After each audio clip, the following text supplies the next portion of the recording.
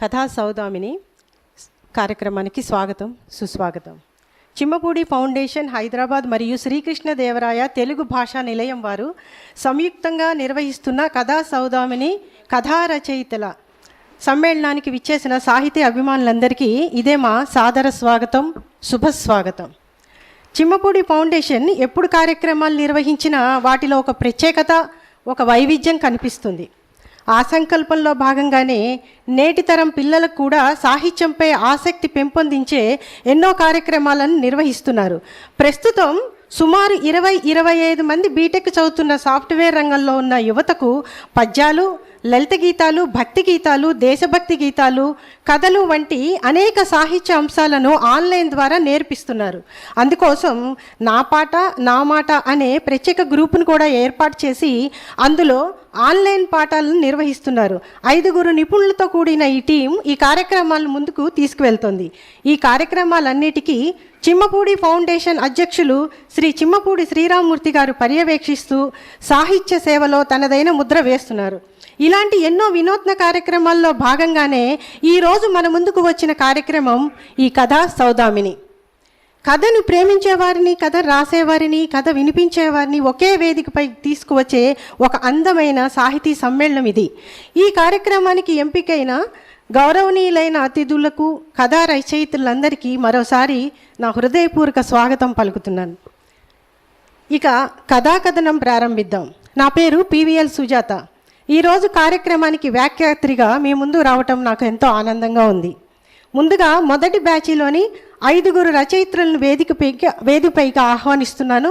మీరంతా వేదికపైకి విచ్చేసి తమ స్థానాల్లో ఆసీనులు కావాల్సిందిగా మనస్ఫూర్తిగా కోరుతున్నాను.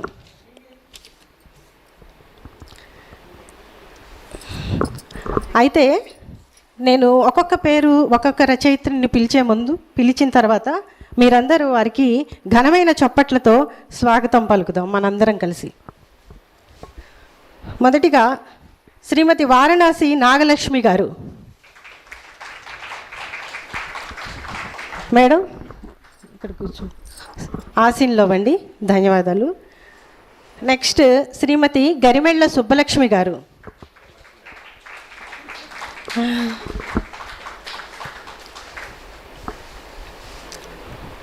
తర్వాత రచయిత్రి శ్రీమతి ఆకెళ్ళ వెంకట సుబ్బలక్ష్మి గారు.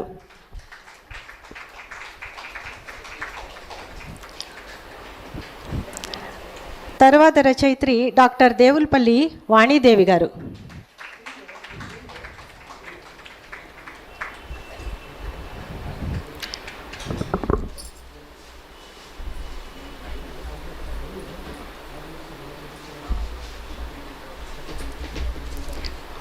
తర్వాత రచయిత్రి శ్రీమతి గంటి భానుమతి గారు.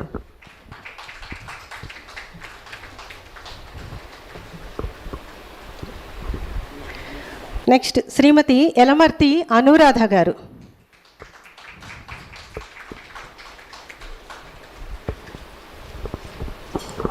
ఐదుగురు అయ్యారా? ఇంకొకళ్ళ వారితో 5 అయ్యారు కదా.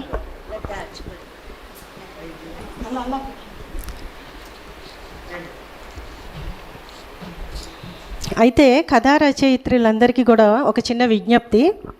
మన కార్యక్రమం నిర్ణీత సమయంలో పూర్తి కావాల్సింది ఉంది కనుక అందుకే ప్రతి రచయిత్రి తమ కథను 6 నుంచి 7 నిమిషాల వ్యవధిలో పూర్తి చేయవలసిందిగా మనస్ఫూర్తిగా, హృదయపూర్వకంగా, వినమ్రతతో కోరుకుంటున్నాను.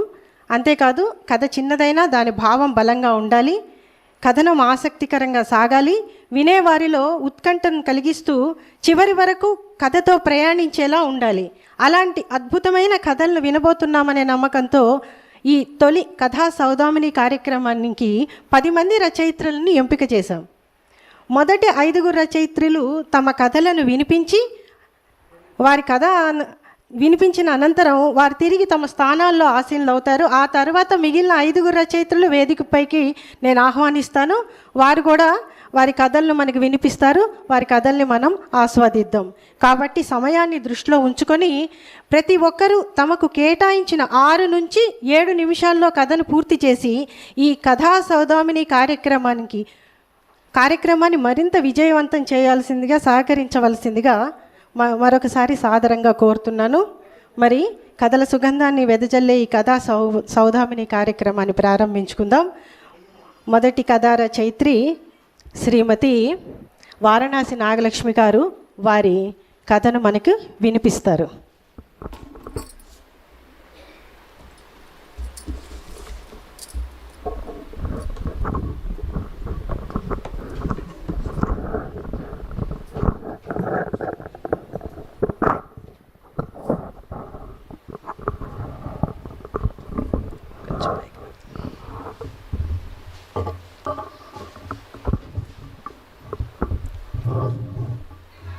సభకు నమస్కారం.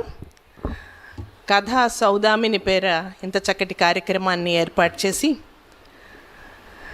రచయిత్రులకు తమ తమ కథల్ని విఘ్న రసజ్ఞులకు స్వయంగా వినిపించే అవకాశం అందించిన చెమ్మపూడి ఫౌండేషన్ వారికి, శ్రీకృష్ణదేవరాయ తెలుగు భాష నిలయానికి అనేక ధన్యవాదాలు తెలుపుకుంటున్నాను.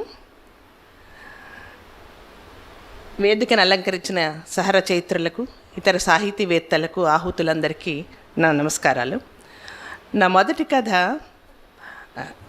ముఖ్యంగా కెవి రమణాచారి గారికి అనేక నమస్కారాలు వినమ్రంగా అందజేసుకుంటూ నా కథలోకి వెళ్తున్నాను. నా మొదటి కథ సుమారు నా 18 ఏళ్ల వయసులో ఆంధ్రప్రభలో వచ్చయింది. అప్పటి నుంచి 4 దశాబ్దాలుగా నేను కథలు రాస్తూ ఉన్నాను. కొన్ని కథలకి బహుమతులు, పురస్కారాలు వచ్చినా ఒక కథ అసలు ఎక్కడా పెద్దగా చర్చించబడలేదు. అది విపులలో ప్రచురితమై ఆ తర్వాత 10 ఏళ్లకి ఆంగ్లంలోకి అనువదించబడి మ్యూజ్ ఇండియా అనే ఆంగ్ల పత్రికలో, జర్నల్లో పబ్లిష్ అవ్వడం జరిగింది. ఈ కథని నేను ఎన్నుకోవడానికి కారణం ఏమిటంటే, తెలుగు రాష్ట్రాల్లో సాహితీ సమావేశాల్లో ఎక్కడ చర్చించబడకపోయినా ఈ కథని ద వరల్డ్ స్కాలర్ అనే ఒక అంతర్జాతీయ సాహితీ జర్నల్లో engagement with literature of commitment volume 2లో దీన్ని ప్రస్తావించి వివిధ దేశాలకు చెందిన అనేక ప్రసిద్ధ రచయితల కథలని వాళ్ళ పేర్లతో సహా దాంట్లో ప్రస్తావిస్తూ, మన దేశానికి చెందిన కమలా దాస్, అరుంధతి రాయల సరసన నా పేరు కూడా ప్రస్తావిస్తూ నా కథకి ఒక 2 పేరాలు కేటాయించి ఈ కథని చర్చించారు. దీంట్లో వాళ్ళని ఆకర్షించి, అప్పటికి నాకు అంత కథా శిల్పం మీద అంత పట్టు లేకపోయినా కూడా ఆ కథని ఎందుకు ప్రస్తావించారు అంటే, నేను తీసుకున్న ఇతివృత్తం దాన్ని డీల్ చేసిన విధానం అన్నట్టుగా వాళ్ళు ప్రస్తావించడం వల్ల ఆ కథని తీసుకుని ఈరోజు నాకు ఈ అవకాశం వచ్చింది కనుక చెప్పాలనుకుంటున్నాను. దీంట్లో ముఖ్యంగా కథ ఏమిటంటే, మగవాడు ఎక్కువగా నా కథలు మానవతావాదం మీదే ఉంటాయి, స్త్రీవాదం కాదు. కానీ ఇక్కడ ఒక పర్టికులర్ సత్యాన్ని నేను ఇక్కడ చెప్పాలనుకున్నాను, వాస్తవాన్ని. అదేమిటంటే, ఏ మగవాడైనా శీలం విషయానికి వచ్చేసరికి భార్యని ఒకలా, కూతుర్ని ఒకలా చూస్తాడని, అన్యాయంగా దౌర్జన్యానికి, అత్యాచారానికి గురైన స్త్రీ కనుక తన భార్య అయితే సహించలేకపోయినా, అదే తన కూతురైతే సమాజం సహనశీలంగా, మానవీయంగా ఉండాలని కోరుకుంటాడని ప్రతిపాదిస్తూ ఈ కథ రాశాను. ఈ కథ రాసి 25 ఏళ్ళు అయింది. అయినా సమాజంలో పెద్దగా మార్పు లేదని నేను భావిస్తున్నాను. ఈ కథలో మురళి అనే ఒకతను ఉంటాడు. అతనికి అందమైన మాధవి, చక్కగా చదువుకున్న అమ్మాయితో పెళ్లి కుదురుతుంది. భవిష్యత్తు గురించి ఇద్దరు మంచి కలలు కంటున్నప్పుడు ఆ అమ్మాయి సామూహిక అత్యాచారానికి గురవుతుంది. అయితే ఆమె అభ్యుదయవాది, మంచి చక్కగా పెంచబడిన పిల్ల. దాంట్లో ఏమనుకుంటుందంటే, జరిగిన దానిలో తన ప్రమేయం లేదు కనుక దాన్ని ఒక యాక్సిడెంట్గా మాత్రమే భావించి తనని తాను కుదుటపరుచుకొని చదువు పూర్తి చేసుకుంటుంది, మళ్ళీ మనుషుల్లో పడుతుంది. మురళి తల్లిదండ్రులు కూడా అభ్యుదయవాదులు కావడంతో అమ్మాయిని నిశ్చితార్థం జరిగిన తర్వాత ఇలా జరగడంలో అమ్మాయి ప్రమేయం లేదని సాధారణంగా ఆహ్వానిస్తారు. అయితే మురళికి మాత్రం ఇది ఇష్టం లేదు, పెళ్ళి ఇష్టం లేదు. కానీ అంతవరకు ప్రోగ్రెసివ్గా తనని తాను ప్రకటించుకుంటూ వచ్చిన అతను కాదని చెప్పలేకపోతాడు కనుక గుంజాటన పడి మొత్తానికి పెళ్లి చేసుకుంటాడు. కానీ లోపల ఆమె అంటే చులకన భావం, అసహ్యం, తనకేదో అన్యాయం జరిగిందని ఒక భావం. తల్లిదండ్రులు పోయిన తర్వాత అతని ప్రవర్తనలో పూర్తిగా మార్పు వచ్చేస్తుంది. నేనొక్కడనే నీకేం సరిపోతాను, అంతమందిలో నీకెవడు గుర్తొచ్చాడు, ఇలాగే ప్రొవోక్ చేసావా వాళ్ళని, ఇలాంటి మాటలు పదే పదే అంటూ ఉండడంతో ఆ అమ్మాయి నిర్ఘాంతపోతుంది. అలాంటి మాటల తూటాలు భరించి భరించి ఆ అమ్మాయి మెల్లిగా క్షీణించి జీవితేచ్ఛని కోల్పోతుంది. అప్పటి వరకు ఆమెకు అండగా ఉన్న తండ్రి చనిపోవడంతో ఆ అమ్మాయి కూడా కొద్ది రోజుల్లోనే ఆత్మహత్య చేసుకుని చనిపోతుంది. తండ్రి పోయిన దుఃఖాన్ని భరించలేకపోయిందని వాళ్ళు అనుకుంటారు అందరూ. కాకపోతే మురళికి మాత్రం ఆమె మరణం పెద్ద రిలీఫ్గా అనిపిస్తుంది. ఈసారి తన పురుషాహంకారానికి తన భావాలకి తగిన ఒక అమ్మాయిని పెళ్లి చేసుకుని సుఖంగా జీవిస్తూ ఉంటాడు. ఒక పాప పుడుతుంది. ఆ పాపను ఎంతో అల్లారు ముద్దుగా పెంచుకుంటూ ఉంటాడు. ఇదే కథలో సమాంతరంగా మోహన్ రావు కథ నడుస్తుంది. 10వ తరగతి చదువుతున్న అతని కూతురు ట్యూషన్ నుంచి తిరిగి వస్తూ ఒక నిర్మాణంలో ఉన్న బిల్డింగ్ కిందకి లాగబడి ఒక గ్యాంగ్ రేప్కి గురవుతుంది. సంప్రదాయబద్ధంగా పెరిగిన పిల్ల ఈ సంఘటనతో కుంచుకుపోయి అపవిత్రురాలను అయిపోయానని బాధపడి కుమిలిపోతుంది. ఇల్లు దాటి వెళ్ళడమే మానేస్తుంది. అప్పటికే భార్యను కోల్పోయిన మోహన్ రావు రాత్రులు పీడకలలతో వణికిపోతున్న కూతుర్ని చూసి తాను తండ్రి కాకుండా తల్లి అయి ఉంటే ఆ పిల్ల పక్కనే పడుకుని అలా భయపడిపోతున్న పిల్లని తన గుండెలో పొదువుకుని చక్కగా కొంతైనా అనునయపరచగలిగేవాడిని కదా, సముదాయించగలిగేవాడిని కదా అనుకుంటాడు. ఇలాంటి పిల్లని తన కాళ్లపై తాను నిలబడేలా ఎలా చేయాలి, ఎవరైనా పెళ్లి చేసుకుంటారా, తన తర్వాత ఏమిటని బాధపడుతూ ఉంటాడు. ఆరోగ్యం పాడవుతుంది. నీ తప్పు లేని విషయంలో నిన్నెందుకు నువ్వు శిక్షించుకుంటున్నావు తల్లి, నీకు ఆత్మవిశ్వాసం ఉంటే ప్రపంచం గౌరవిస్తుంది, కాలేజీలు తెరిచారు, చదువు కంటిన్యూ చేయమ్మా అని అడుగుతాడు. ఆ అసహ్యకరమైన కామెంట్స్ నేను తట్టుకోలేకపోతున్నాను నాన్న అంటుంది.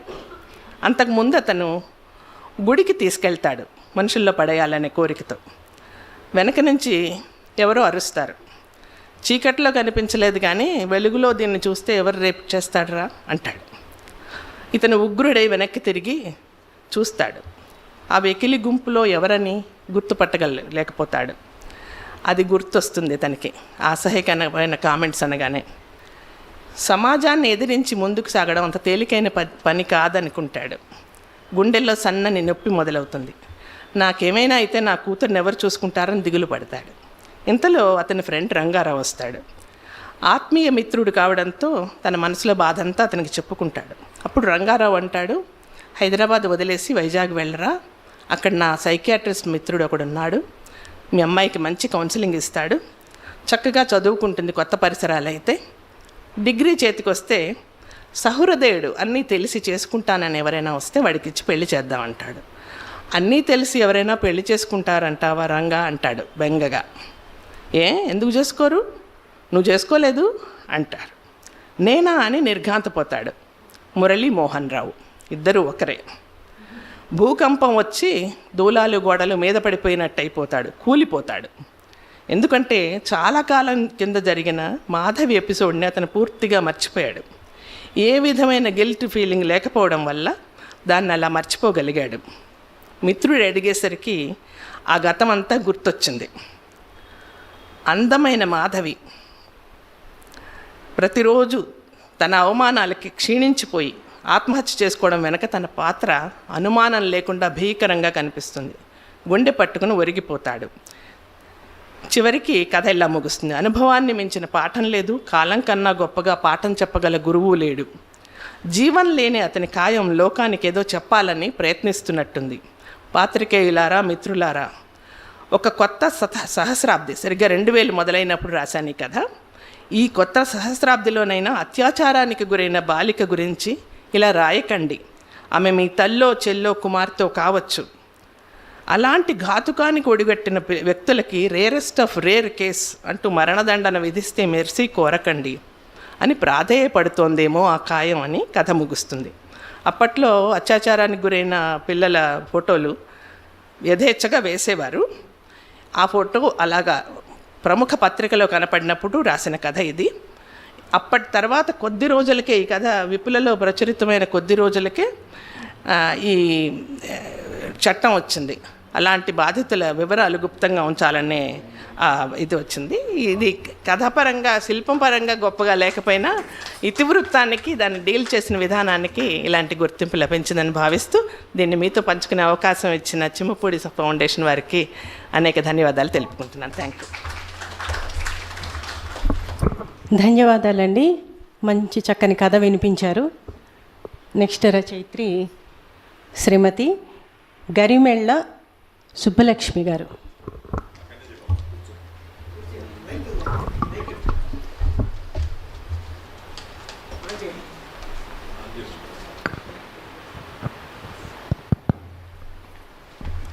సభా సరస్వతికి నమస్కారం.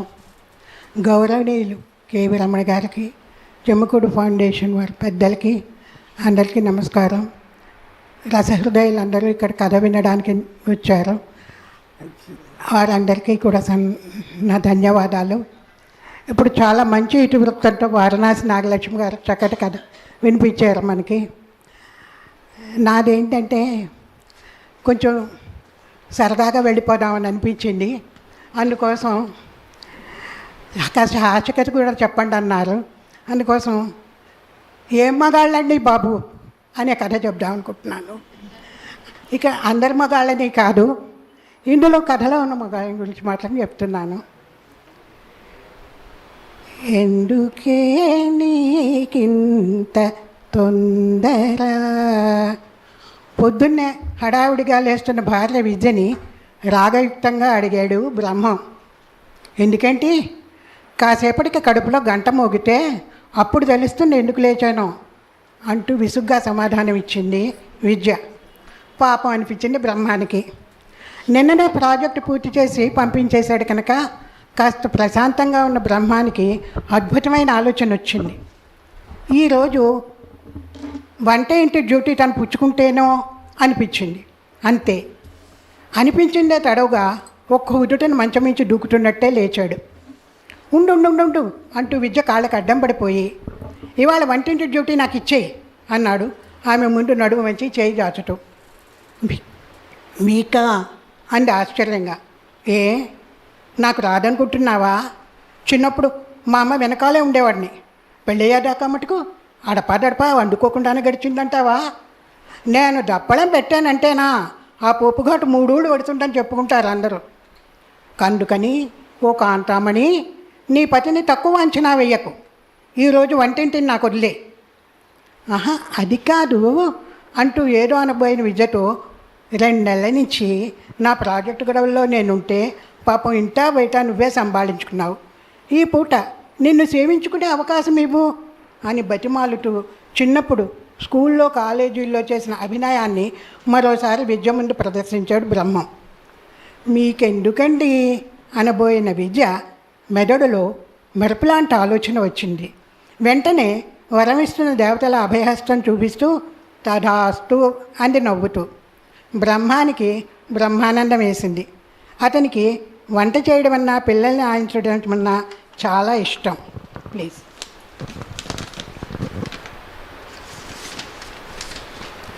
కానీ ఆఫీస్ పనులు అతని ఇష్టాన్ని పట్టించుకునేవటం లేదు.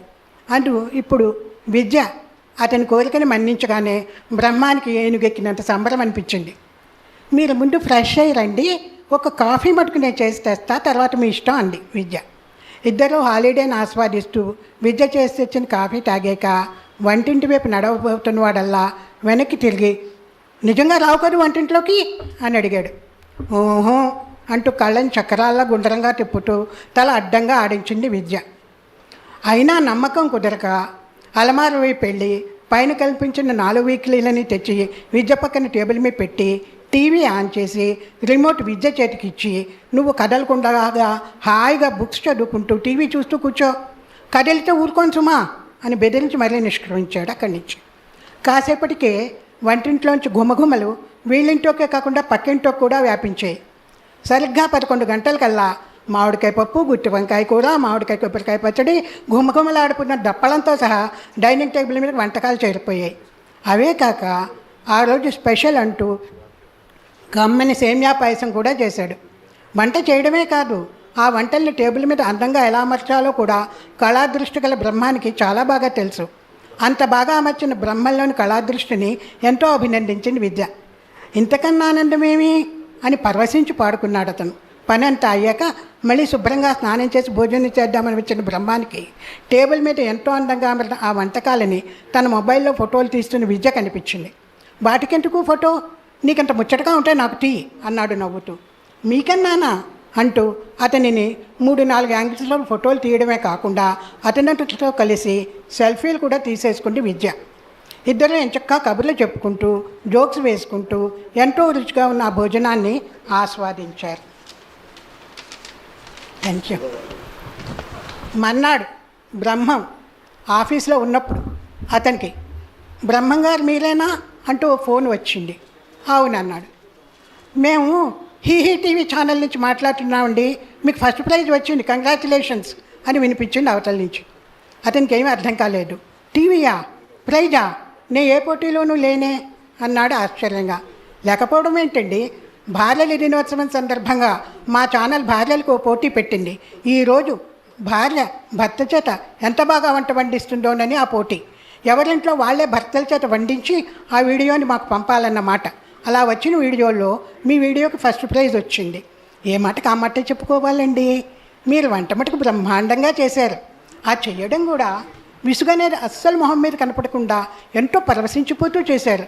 దానికి పడిపోయారండి మా జడ్జీలు. డైనింగ్ టేబుల్ మీద వంటకాలు మటుకు అబ్బో ఎంత బాగా అమర్చారు. ఈవినింగ్ మీ ఇంటికి వచ్చి మీది మీ వైఫ్ది ఇంటర్వ్యూ తీసుకుంటాం, కంగ్రాచులేషన్ వన్స్ అగైన్ అంటూ ఫోన్ పెట్టేశారు ఛానల్ వాళ్ళు. బ్రహ్మానికి మర్చిపోయింది.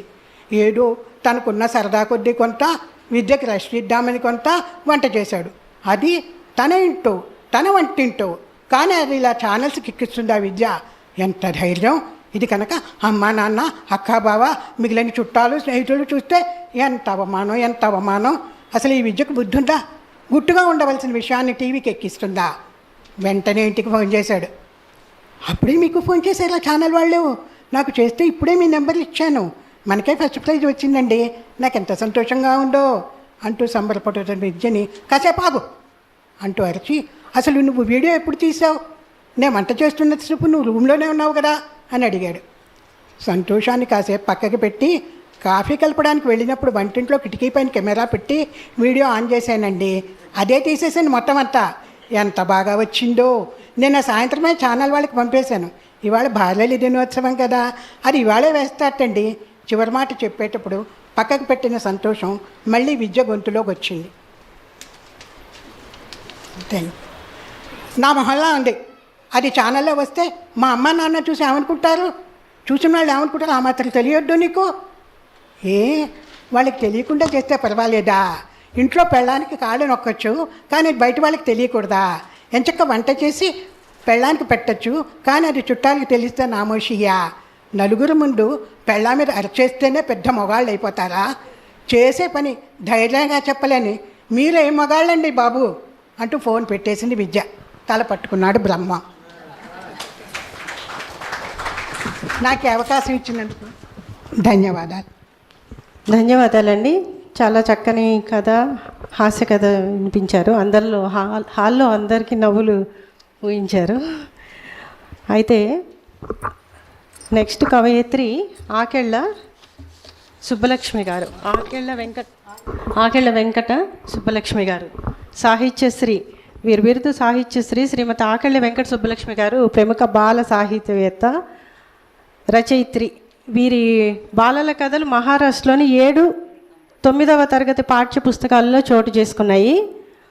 వీరి గురించి నేను సన్మానంలో చెప్తాను. ముందు ఒక లైన్ చెప్పాను. మీ అందరివి కూడా సన్మాన కార్యక్రమంలో చెప్తాను. ఇప్పుడు టైం సరిపోదు కదా, అందుకని మీరు చక్కని కథ వినిపిస్తారు, వినిపించండి.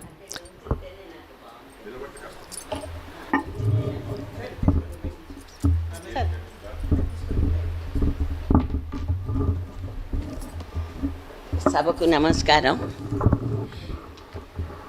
తోటి సాహితీ మిత్రులకి నా అభివందనలు. నేను కథలు, కవితలు వ్యాసము, బాల సాహిత్యము, నాటకాలు అన్నిట్లో తలవేలు పెట్టాను. కానీ ఎక్కువగా నా పేరు చెప్పంగానే ఎక్కువ బాల సాహిత్యమే చాలామందికి గుర్తుకొస్తూ ఉంటుంది. ఆఫీస్కి మా యాక్టెన్స్కి మీద నాటకాలు కూడా రాసిచ్చాను. అది ఎవ్రీ మేడే నాడు మాది లేబర్ డిపార్ట్మెంట్ అవటం మూలంగా మాది ఎవ్రీ మేడేకి మా నాటకం టీవీలో వస్తుంది. అప్పుడు దూరదర్శన్ ఒక్కటే ఉంది. నిన్న కూడా సారు మీరు బాల సాహిత్యం కదా చెప్పండి అమ్మా, మేము ఆటపాఠాన్ని మేము ఒక కార్యక్రమం చేస్తున్నాము, అందులో పిల్లలకు చెప్పడానికి వీలవుతుంది అన్నారు. అందుకని నేను బాల సాహిత్యం కథ చెప్తున్నాను. ఈ కథ పేరు అమ్మ మాట వేదం. అమ్మ మాట వేదం అంటే ఈ కథకి నాకు విశాఖ సంస్కృతిలో కథల పోటీలో, బాలల కథల పోటీలో 2వ బహుమతి 2000 రూపాయలు వచ్చింది. తర్వాత ఇది కథాకేలిలోను అమెరికాలో ఒకళ్ళు టెలిస్కూల్ అనేది నడుపుతారు. అందులో కూడా కొన్ని కథలు నావి చదవటం జరిగింది. దగ్గరికి పెట్టుకున్నా. టెలిస్కూల్, మా బడి, మా పాఠశాల అనే వాటిలో చదవటం జరిగింది కొన్ని నా కథలు. ఇప్పుడు ఈ కథ అమ్మ మాట వేదం అన్నమాట. ఒక అడవిలో ఓ నక్క ఉండేది.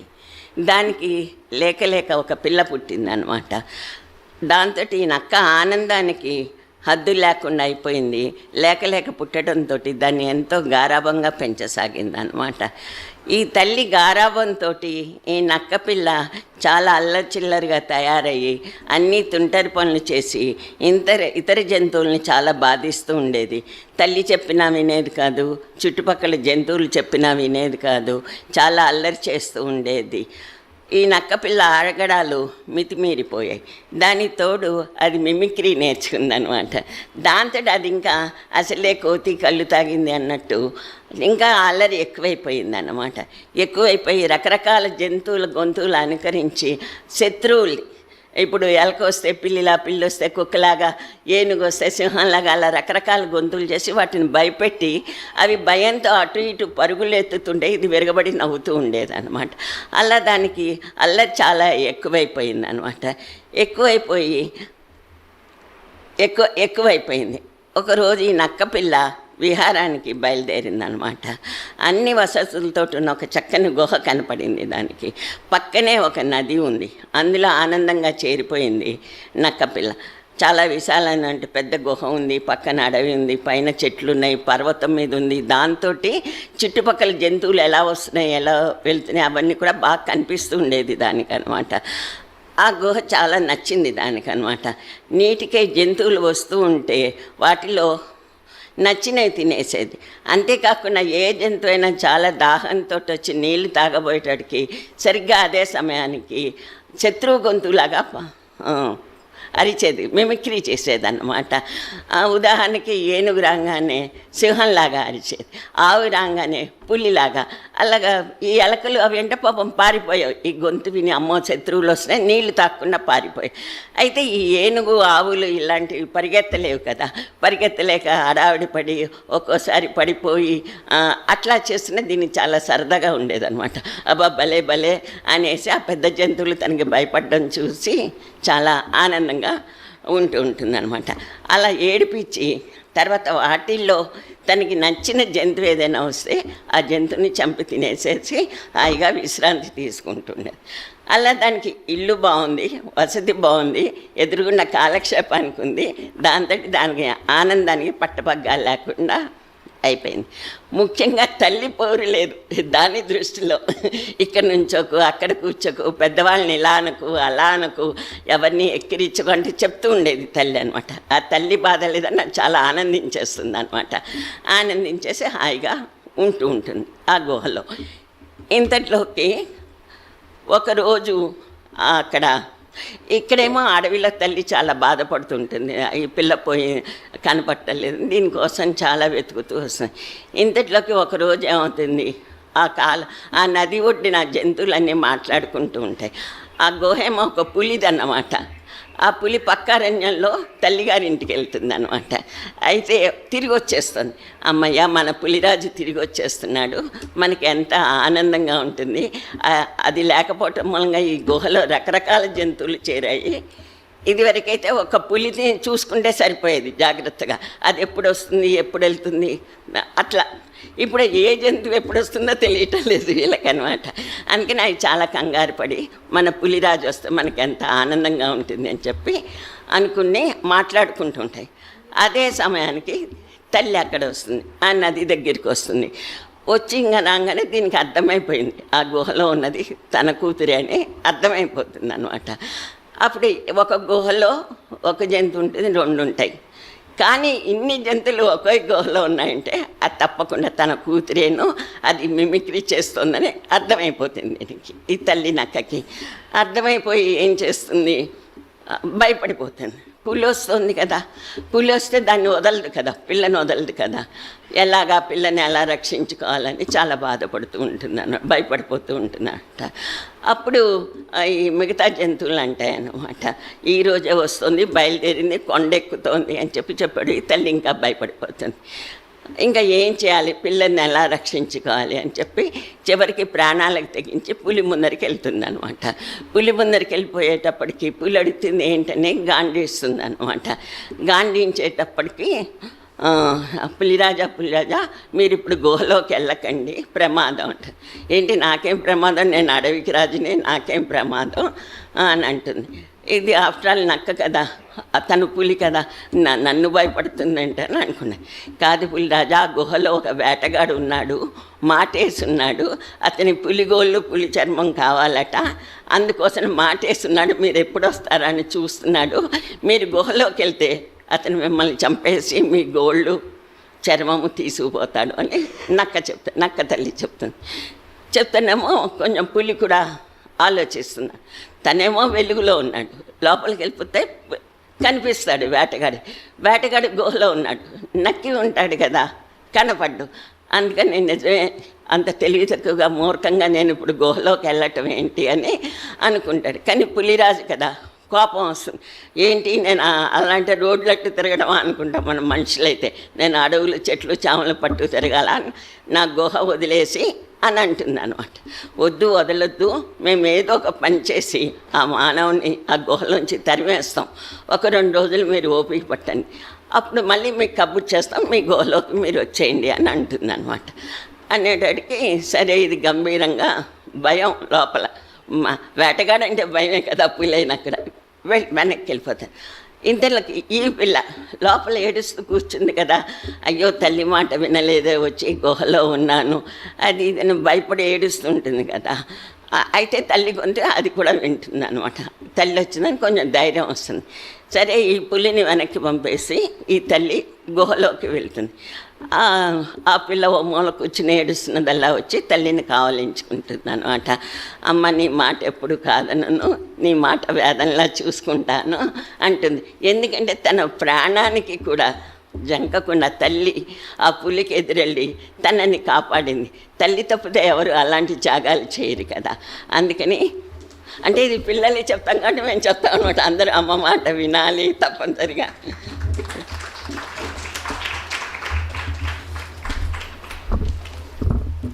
ధన్యవాదాలండి, చాలా చక్కగా చెప్పారు పిల్లల కదా. నెక్స్ట్ కవయిత్రి డాక్టర్ వాణీదేవి దేవులపల్లి గారు. శ్రీమతి డాక్టర్ వాణీదేవి దేవులపల్లి గారు ప్రముఖ కవయిత్రి, రచయిత్రి, కాలమిస్టు, విమర్శకురాలు, కవిత్వం, కథలు, వ్యాసాలు, అనువాదం, పరిశోధన రంగాల్లో విశేష కృషి చేస్తున్నారు. వారు ఇప్పుడు మనకి ఒక చక్కని కథ వినిపిస్తారు.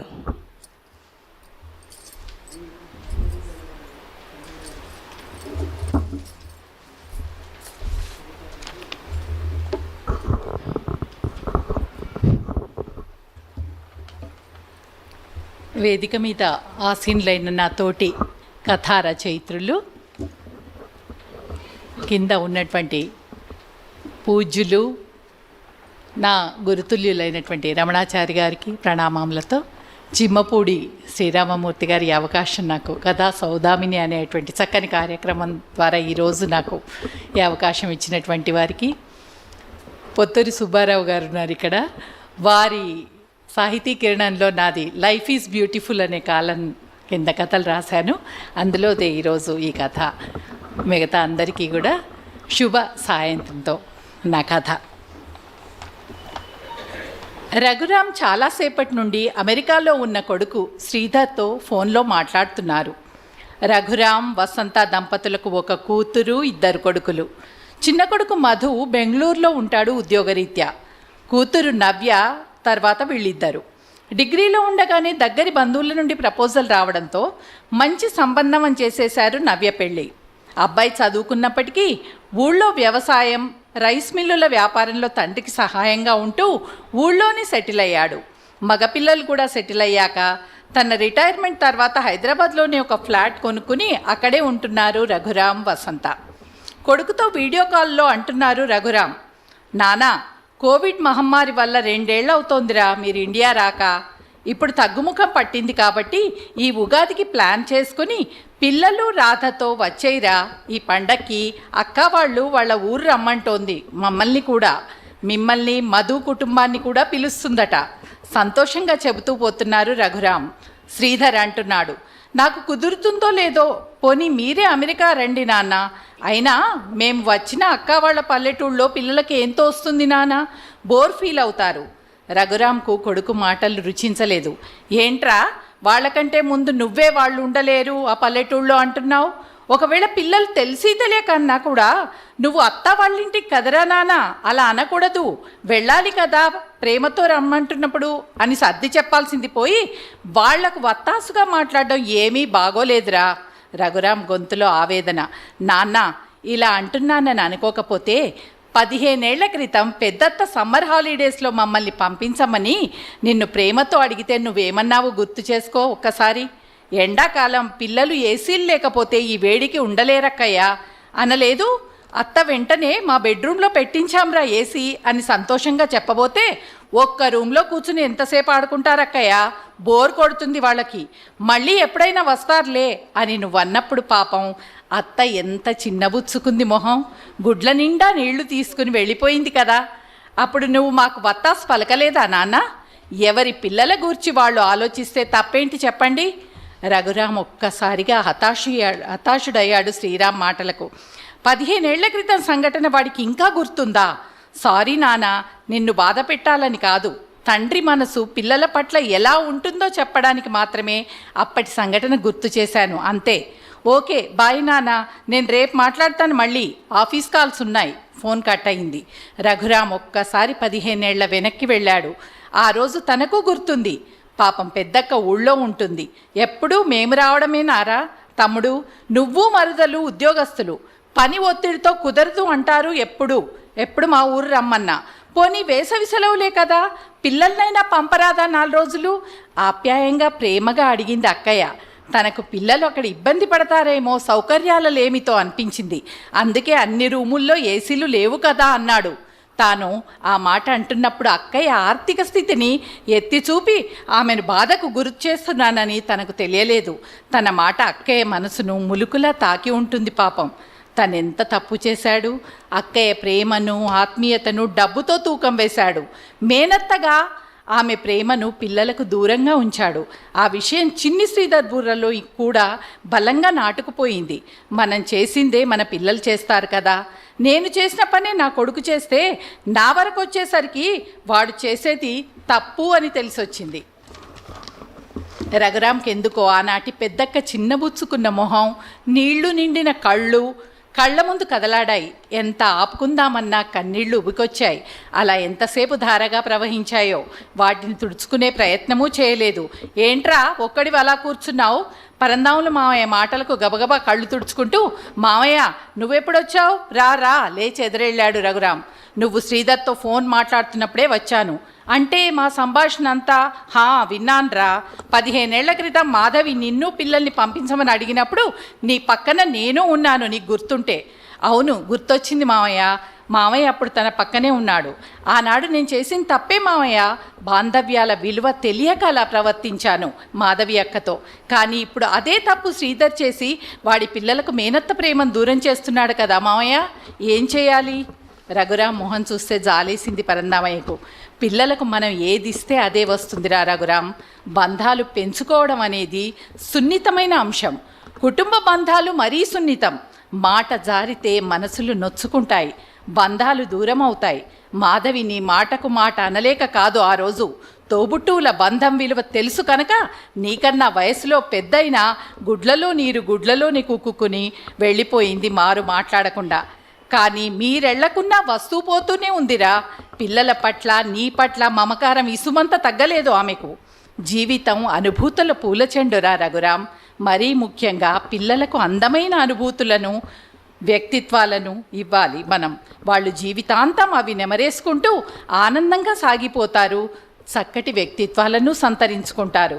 ఒకసారి శ్రీధర్తో మనసు విప్పి మాట్లాడు. మళ్ళీ నీ తప్పును నువ్వే సరిచేసుకో, సరేనా? అంతా సర్దుకుంటుంది. లేచి మొహం కడుకో, అలా చెరువు కట్టదాకా వెళ్ళొద్దాంపా. ఆ రాత్రి రఘురాం చాలాసేపు మాట్లాడాడు శ్రీధర్తో ఫోన్లో. మొత్తానికి శ్రీధర్ కన్విన్స్ అయ్యాడు, ఇండియా రావడానికి ఒప్పుకున్నాడు. రఘురాం ఆనందం ఆర్ణవమైంది. బెంగళూరు నుండి మధు కుటుంబం, అమెరికా నుండి శ్రీధర్ కుటుంబం, పరందామయ్య కుటుంబం అందరూ పండక్కి నవ్య దగ్గర ఉండి అందరూ కలిసి మాధవి వాళ్ళ ఊరు వెళ్ళేట్టు ప్లాన్ చేసుకున్నారు. ఈ విషయం తెలిసి మాధవి సంతోషానికి అవధులు లేకుండా పోయింది. తమ్ముడు రఘురాం, వసంత పిల్లలకు ఇష్టమైన పిండి వంటలు, స్వీట్స్ చేయించి శ్రీధర్కు అమెరికా తీసుకెళ్లడానికి అప్పడాలు, వడియాలు, పచ్చళ్ళు, పొడులు అన్నీ తయారు చేయించి పెట్టింది ప్రేమగా. ఉగాది పండగ వెళ్ళగానే రఘురాం ఫ్యామిలీ, పరందామయ్య ఫ్యామిలీ మాధవి వాళ్ళ ఊరొచ్చారు. మాధవి, ఆమె భర్త శేఖర్ వాళ్ళకి ఎదురెళ్ళి ప్రేమగా ఆలింగనం చేసుకుని కుశల ప్రశ్నలు అడిగారు. శ్రీధర్, మధు, నవ్య మాధవికి పాదాభివందనం చేసి అత్తా అంటూ అల్లుకుపోయారు. మాధవి కళ్ళు ఆనందంతో చెమ్మగిల్లాయి. రఘురాం అక్క హావభావాలు గమనిస్తూ ఉన్నాడు అనుక్షణం. మాధవి వాళ్ళది పూర్వకాలపు విశాలమైన చతుశాల భవంతి. ఇంటిని ఆనుకునే పొలాలు, మొక్కజొన్న పెరడు, ఇంటి ముందు ఆవరణలో ఒకవైపు నిండా విరబూసిన పెద్ద గుల్మోహర్ చెట్టు, మరోవైపు పెద్ద వేప వృక్షం, ఇంకా రకరకాల పూల మొక్కలు, మరోవైపు కూరగాయల మొక్కలతో ఆహ్లాదంగా ఉంది. బంధువుల రాకతో ఇల్లంతా కోలాహలంగా మారింది. సాయంకాలం అందరూ కుర్చీలు వేసుకుని ఆరుబయట కూర్చుని మాట్లాడుకుంటున్నారు. మాధవి అందరికీ వేడివేడి పకోడీలు ప్లేట్లలో సర్ది దాంతోపాటు టీ కూడా పంపించింది పనమ్మాయితో. మరో ప్లేట్లో పిల్లలకు చక్కిలాలు, కారపూస, పల్లి ఉండలు పట్టుకొచ్చింది తనే. రఘురాం, అక్క నువ్వు రా అక్క, కూర్చో ఇలా మాతో, ఎంతసేపు వంటింట్లోనే ఉంటున్నావు షికాయత్గా అన్నాడు మాధవితో. మాధవి, అయ్యో నేనేం చేశానురా నవ్వుతూ వచ్చి కూర్చుంది తమ్ముడి పక్కన. శ్రీధర్ పిల్లలు, మధు పిల్లలు గంతులేస్తున్న లేగదూడతో ఆడుతున్నారు. నవ్య పిల్లలకు పరందామయ్య రేగడి మట్టితో సవారీ కత్సరం, ఎడ్లు, వ్యవసాయ పనిముట్లు మొదలైనవి ఆట వస్తువులుగా ఎలా తయారు చేయాలో నేర్పిస్తున్నారు. శ్రీధర్ భార్య మాధవికి మెహందీ పెడుతోంది చేతులకు. మిగతా వాళ్ళు ఎవరికి వాళ్ళు కబుర్లలో మునిగిపోయారు. నవ్య కూతురు చిన్నది వచ్చి, అమ్మమ్మ నీ జుట్టు చాలా పొడవుగా ఉంది కదా, నేను నీ హెయిర్ స్టైల్ ఎలా చేస్తానో చూడు అంటూ కిలకిలా నవ్వుతూ మాధవి జుట్టు విప్పి జడలల్లుతోంది. అందరూ నవ్వుతున్నారు దాని మాటలకు. ఇంకా మాధవి అయితే పిల్లలు ఏం చేసినా అపురూపంగా చూసుకుంటోంది. చిన్నది తనకు జడ వేస్తుంటే ఉబ్బి తబ్బిపోతుంది. రఘురాం అక్క వేపే తదేకంగా చూస్తున్నాడు. అక్క కళ్ళల్లోని వెలుగును చూస్తే సంతోషం వేసింది అతనికి. 15 ఏళ్ల క్రితం తను చేసిన తప్పును ఇలా దిద్దుకోవడం చాలా సంతృప్తినిచ్చింది. అవును, మామయ్య చెప్పినట్టు అనుభూతుల పూలచెండు జీవితం. కుటుంబ బంధాలలో దీని విలువ వెలకట్టలేనిది కూడా. ఇట్లాంటి అనుభూతుల పరిమళాలు పంచినప్పుడు అవి జీవితాంతం వారిని అంటిపెట్టుకునే ఉంటాయి కూడా. ఒట్టు అప్పుడు లైఫ్ ఈజ్ బ్యూటిఫుల్ అనిపించక మానదు. ధన్యవాదాలు. చాలా బాగుందండి, ధన్యవాదాలు. చక్కని కథ వినిపించారు. నెక్స్ట్ కవయిత్రి శ్రీమతి గంటి భానుమతి గారు. శ్రీమతి గంటి భానుమతి గారు ప్రముఖ కథా రచయిత్రి, కవయిత్రి. 14 ఏళ్ల వయసులోనే సాహిత్య ప్రస్థానాన్ని ప్రారంభించి నిరంతరం రచనలు కొనసాగిస్తున్నారు. వారు ఇప్పుడు మనకి కథ చదివి వినిపిస్తారు.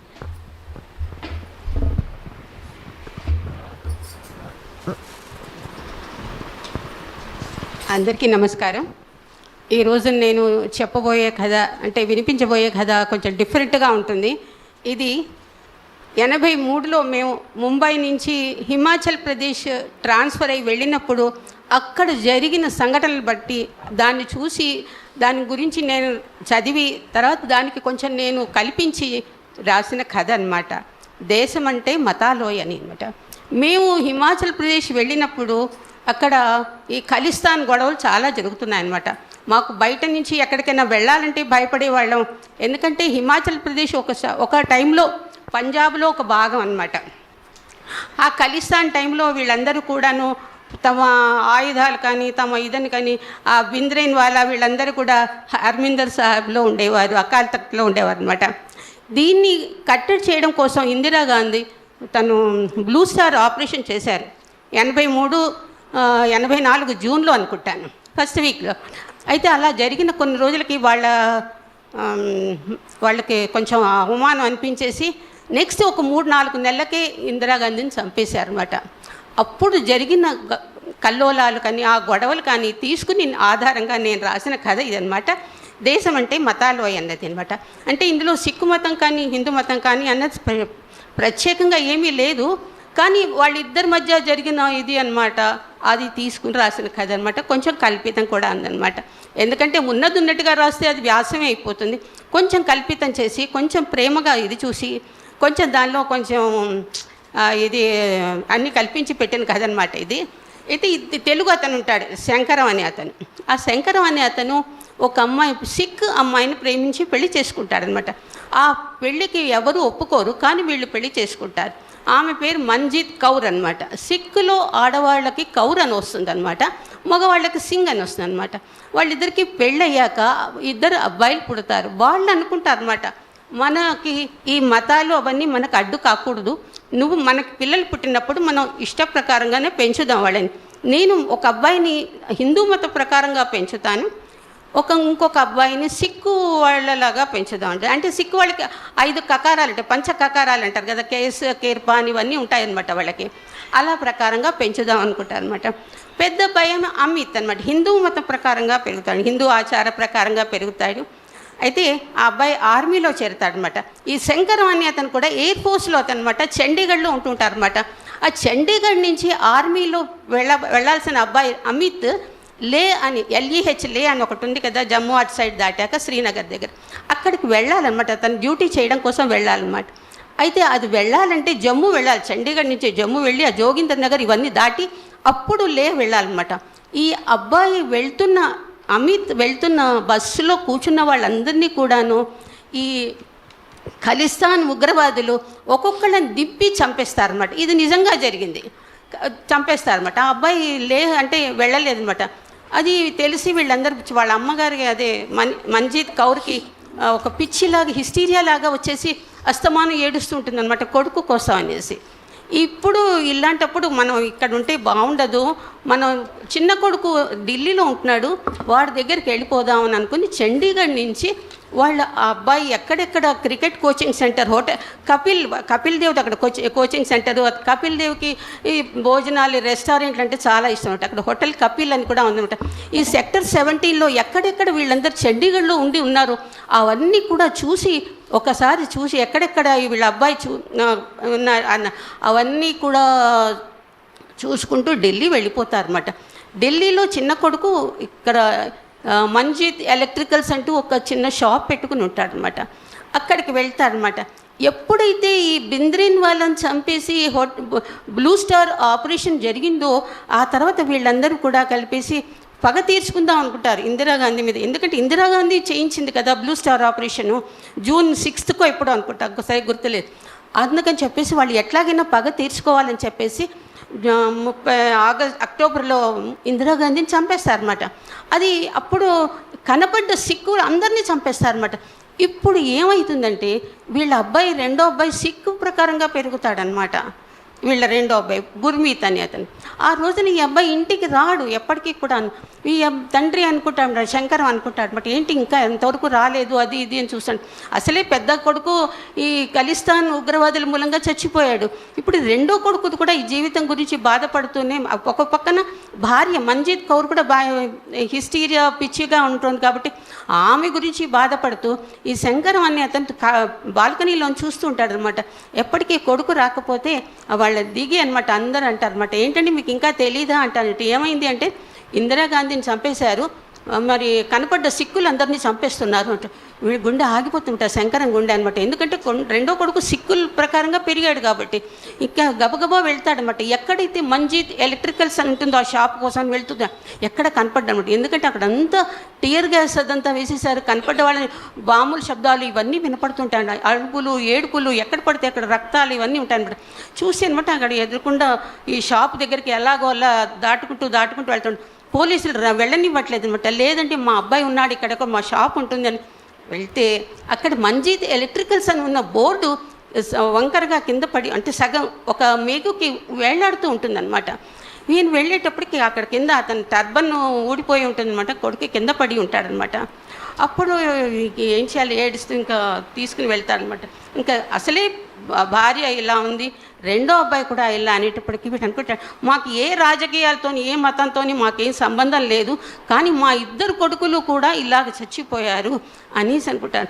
అప్పుడు అనుకుంటారనమాట మన దేశానికి ఏమిటో మనం అమాయకుల్లాగా ఎల్లలు ఉత్తరాన హిమాలయాలు, దక్షిణాన సముద్రాలు, ఇది ఏది అని అనుకుంటాం, కానీ కాదు మన దేశానికి మతాలే ఎల్లలు అని అనుకుంటారనమాట.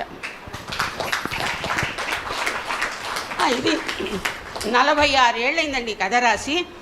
అందుకని కానీ నేను ఇది చెప్పాలా ఇంకేదైనా చెప్పాలా అని అనుకుని ఇదే కొంచెం బాగుంటుందేమో, ఎందుకంటే విద్యార్థులను కూడా అన్నారు కదా మీరు, అందుకని చెప్పేసి వాళ్ళకు కూడా కొంచెం ఇన్ఫర్మేషన్ ఉంటుంది కదా. ఎప్పుడు బ్లూ స్టార్ ఆపరేషన్ అయిందో, ఎప్పుడు ఇందిరాగాంధీ చచ్చిపోయిందో, ఆ ఇందిరాగాంధీ చచ్చిపోయాక ఎంతమంది కొన్ని వేల మంది అండి. ఇంతకీ ఏం చెప్తున్నా అంటే ఆ 84, 85 టైంలోనండి కొన్ని వేల మంది చచ్చిపోయారు. ఒకటి ఏంటంటే కనిష్క ఏరోప్లేన్ అక్కడి నుంచి వస్తుంది ఫ్లైట్, అదేమో కెనడా నుంచి వస్తున్న కనిష్క ఫ్లైట్ అట్లాంటిక్లో ఇచ్చేసినప్పుడు బాంబులు వేసి చంపేస్తారు, అది పోతుంది అనమాట. అందులో కొన్ని వందల మంది చచ్చిపోయారు. అలాగే నెక్స్ట్ కొన్ని నెలలకి అనమాట భోపాల్ గ్యాస్ ట్రాజడీ అయిందనమాట, అందులో కొన్ని వేల మంది చచ్చిపోయారు. అలాగే ఈ ఇందిరాగాంధీ పోయినప్పుడు కూడా కొన్ని వేల మంది చచ్చిపోయారు. ఇది చరిత్ర. అంటే మీరు అన్నారు కదా విద్యార్థులకు కూడా ఉంటే బాగుంటుంది అన్నట్టుగా కూడా నేను ఇది తీసుకుని చెప్పాను అనమాట.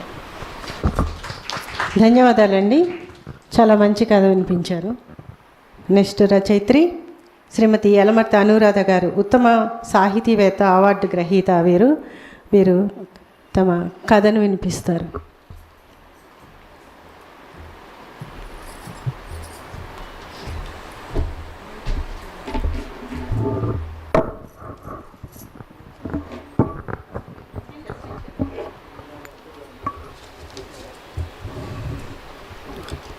సభకు నమస్కారం. ఈనాటి నా కథా శీర్షిక దేశభక్తి. అపర్ణ అనే అమ్మాయి చార్మినార్ చూడటానికి వెళ్తుంది. అక్కడ చాలా జనం కిక్కిరిసిపోయి ఉంటుంది.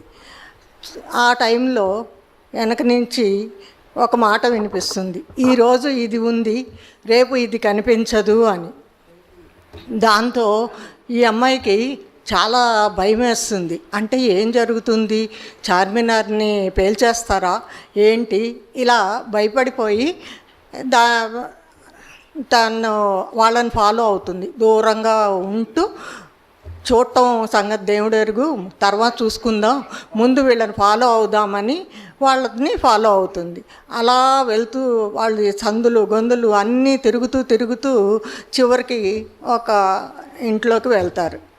అమ్మయ్య అనుకొని అప్పుడు అక్కడే దగ్గరలో ఉన్న టీ కొట్టు దగ్గరికి వెళ్ళి కూర్చొని కాళ్ళు చేతులు వణికిపోతూ ఉంటుంది శరీరం అమ్మాయికి. వాళ్ళు ఉగ్రవాదులో ఆత్మాహుతి దాడి వాళ్ళు ఎవరో తెలీదు, అసలు ఇది తన ఊహ లేకపోతే నిజమా ఏమీ తెలీదు, ఏదో తనకు తోచినట్టు చేసేస్తున్నాను అనుకొని ఆ టీ కొట్టులో కూర్చొని చక్కగా టీ తాగి రిలాక్స్ అయ్యి ఆ టీ యజమాని అడుగుతుంది, ఇక్కడ ఏమన్నా దగ్గరలో ఇల్లు రెంట్కున్నదా అని అడుగుతుంది.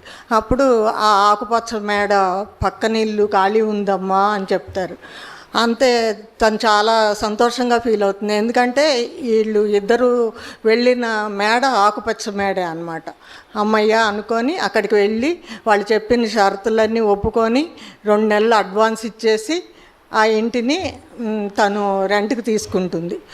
నేను తాళం కప్ప తెచ్చుకునేంత దాకా మీ తాళం వాడుకుంటాను అని చెప్పేసేసి మళ్ళీ బయటకు వచ్చేస్తుంది. వచ్చి ఆ ఏరియా పోలీస్ ఇన్స్పెక్టరు మంచోళ్ళో కాదో, కొంతమంది స్మగ్లర్స్కే హెల్ప్ చేస్తున్నారు, ఇలాంటప్పుడు చెప్పాలా వద్దా ఈ విషయము అని ఆలోచించుకొని సరే అక్కడ ఎంక్వైరీ చేస్తుంది. చేస్తే నీతిమంతుడు మంచి ఆయన అని చెప్తారు. ఇంకా అది చెప్పాక పోలీస్ స్టేషన్కి వెళ్ళి ఇదండి జరిగింది, ఇందులో ఎంత నిజముందో నాకు తెలియదు అని చెప్పి ఆయనకి చెప్తుంది. చెప్తే అమ్మ ఉగ్రవాదులు వచ్చారని తెలుసు నగరానికి, కానీ ఎక్కడున్నారు ఏంటి తెలియక మేము చాలా సతమతం అవుతున్నాము, ఇలాంటప్పుడు మీ ఇన్ఫర్మేషన్ మాకు చాలా ఉపయోగపడుతుంది అని వెంటనే ఒకళ్ళు ఫోన్ చేస్తాడు. ఏంటి సార్ పని పడిందా అంటూ వస్తాడు ఒక చిన్నపిల్లాడు. అవునరా, వెళ్ళి టీ కొట్టు దగ్గర కూర్చొని చొక్కా చింపేసుకుంటావో ఏం చింపేసుకుంటావో నాకు తెలీదు, ఎదురుగుండా బిల్డింగ్లోంచి వాళ్ళిద్దరూ బయటకు వచ్చినప్పుడు మాకు వెంటనే ఫోన్ చేసి చెప్పాలి అని చెప్పి చెప్తాడు. సరే సార్ అని వాడు వెళ్ళిపోతాడు. అప్పుడు చెప్తాడు ఇంకేం లేదు, అంత ఈజీగా వాళ్ళ నోట్లోంచి ఒక మాట వస్తే చాలు ఆపరేషన్ అంతా చకచకా అయిపోతుంది, మనం ఏం కంగారు పడాల్సిన అవసరం లేదు అని చెప్పి ఈ అమ్మాయికి చెప్తాడు.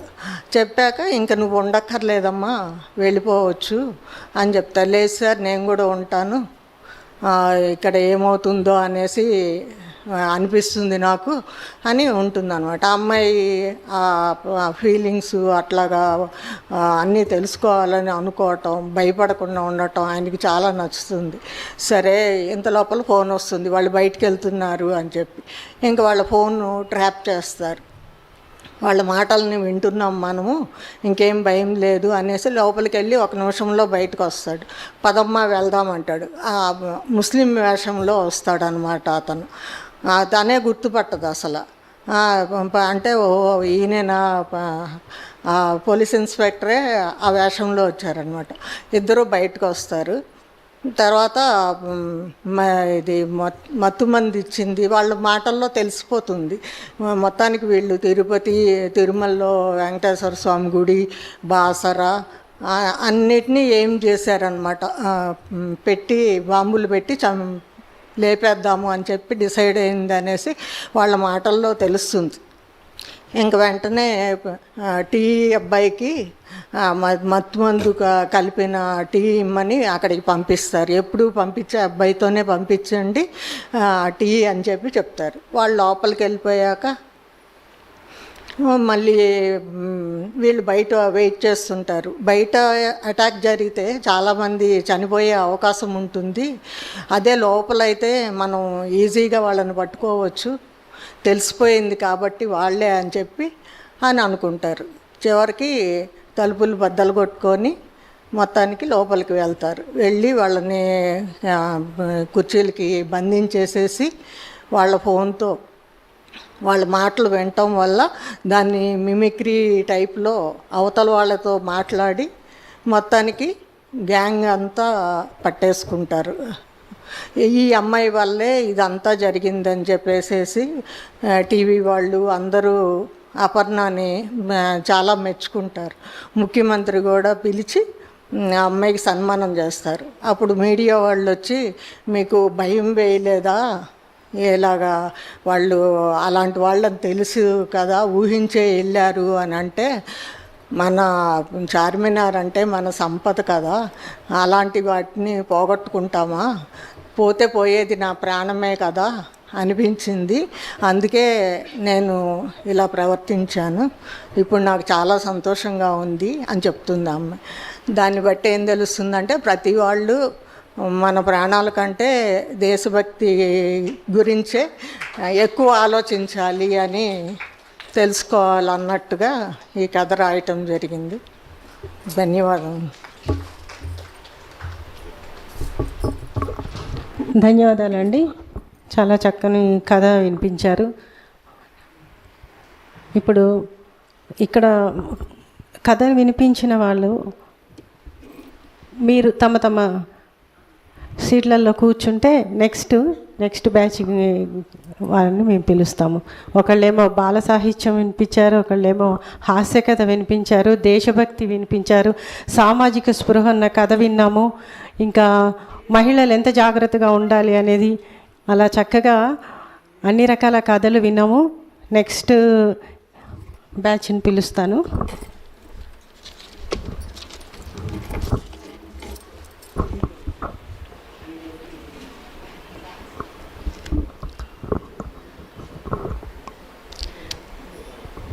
తర్వాత రచయిత్రి శ్రీమతి ధూళిపాళ అరుణ గారు. ధూళిపాళ అరుణ గారికి చప్పట్లతో మనం సాదరంగా ఆహ్వానిద్దాం. అండ్ ధూళిపాళ అరుణ గారి తర్వాత శ్రీమతి కె శ్రీవత్సల గారు. శ్రీమతి కె శ్రీవత్సల గారిని చప్పట్లతో ఆహ్వానిద్దాం. నెక్స్ట్ శ్రీమతి గంటి ఉషాబాల గారు. గంటి ఉషాబాల గారికి కూడా ఘనమైన చప్పట్లతో సాదర స్వాగతం పలుకుతాం. అండ్ శ్రీమతి శైలజా మిత్ర గారు.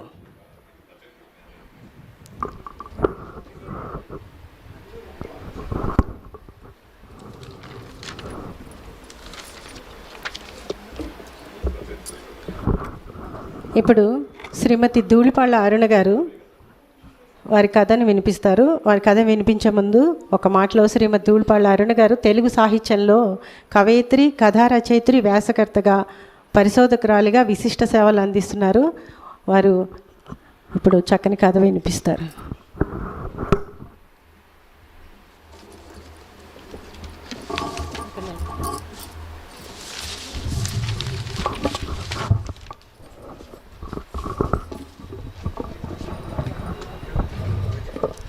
సభా సరస్వతికి నమస్కారం.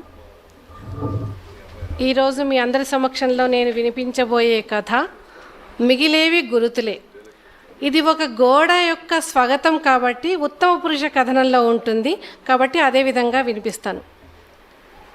అదిగో గేటు చప్పుడు అయింది. మనిషి కనిపించడం లేదు కానీ ఆయనే అయి ఉంటారు బహుశా. నా పిచ్చి కానీ ఈ టైంలో ఇంటికి వచ్చేవాళ్ళు ఎవరుంటారు? పూర్ణ, పూర్ణ, ఇంటి యజమాని వెంకటేశ్వర్లు పిలుపు. వస్తున్నానండి. వంటింట్లోంచి చీర కొంగుతో చేతులు తుడుచుకుంటూ అన్నపూర్ణమ్మ హాల్లోకి వచ్చింది. ఇదిగో అంటూ కూరగాయల సంచి ఆమె చేతికిచ్చి సోఫాలో కూర్చున్నాడు వెంకటేశ్వర్లు. చిన్నవాడు ఫోన్ చేశాడా అండి అన్నది అన్నపూర్ణమ్మ. తనను కాదన్నట్టు ఆ విషయాన్ని పట్టించుకోలేదు ఆయన. అయినా అన్నపూర్ణమ్మ ఆగలేదు.